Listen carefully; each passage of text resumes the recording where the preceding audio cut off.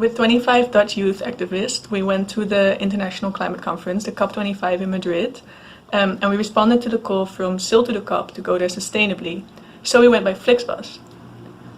Some of us went into the conference itself, and the others stayed at the Parallel Social Summit, where we met movements from all over the world. I think we all learned a lot from this experience, so we want to share some of those things that we learned in this video with you. I learned that the COP is hopeless, but that the hope is in us people getting together. I learned about the fundamental faults of the COP framework and the UN framework for dealing with climate change. I also learned and saw firsthand the massive power and amount of power that corporations have and their mechanisms of greenwashing and how these function. One particular thing that I learned is that all the policies, the climate change policies discussed during the COP, especially in the Article 6, are basically include false market-based solutions, such as carbon offsets, carbon taxes, nature-based solutions, which are all under the category of carbon pricing. And basically, they legitimize the extraction of fossil fuels. I learned about the stories of indigenous youth activists in South America. In one workshop, we exchanged stories, and these stories were very important for me, because here in the Netherlands, we can't really imagine what it means for nature to get destroyed. We live in a man-made country. There was this one guy telling this story, and he made this sound at the same time, because he thought all the time about this clock that is in his head, because at any time, the bulldozers of some mining companies could come in and basically destroy the whole environment that he knows and grew up with.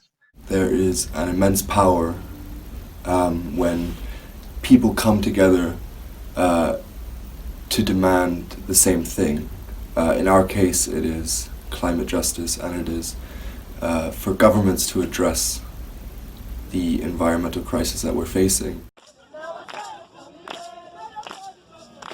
Definitely to stay critical and to be informed about what's actually happened and to go beyond the regular popular media channels. One of the things that came up for me during our trip to the COP25 was just how little governments are doing right now to fight climate change. So one thing that I want to share is that it's now more important than ever that we put our bodies on the line in the fight against climate change. I was at the march on Friday with 500,000 people. I was at the action with XR and the indigenous people. Those are the actions, and those are the hopes we have left. Our so-called leaders won't act. We have been inside these COPs for 30 years almost. This is the 25th COP, and it has completely failed. By the end of the conference, there was a big demonstration, like 300 people. They took over a stage. They were taken out of the conference, and their badge were taken. I think we're going to see more activism at entrepreneurs and at young professionals as well, and I think that's very, very important. Also seeing indigenous groups that are on the front line of deforestation and what they've been doing to try and protect themselves, and actually really feeling the solidarity in between us here in Europe and they in South America or wherever they're from.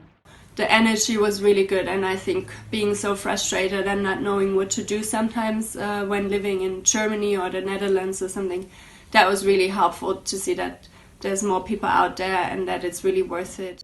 I want to share my experience of going to a workshop on racism and climate activism, and I got together with an indigenous girl from Peru, and she shared her experiences of feeling racism on herself when being in Madrid, and she told me that she felt like a split person now.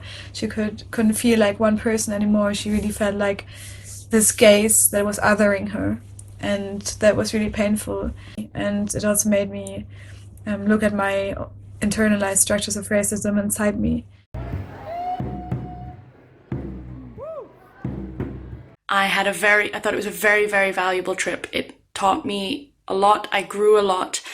And I would encourage anybody who has the chance to go. Going in as an outsider, not really knowing anybody, it became really close like a family when we were there. I would try to get more involved with politicians beforehand that go there. For example, I would try to get in contact with members of the European Parliament who go there and who might be part of negotiations. Yes, I'll definitely go to the COP26.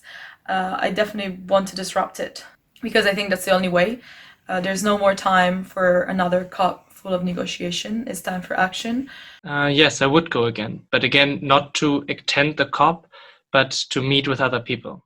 If I went again, I would probably want to get involved a bit more in helping to create the community spaces that we all met in, whether that's cooking and cleaning or helping out with the logistics. These spaces were really important at facilitating our week. I also think it's important that in the cities in every country there are actions, so I might concentrate doing actions in my hometown.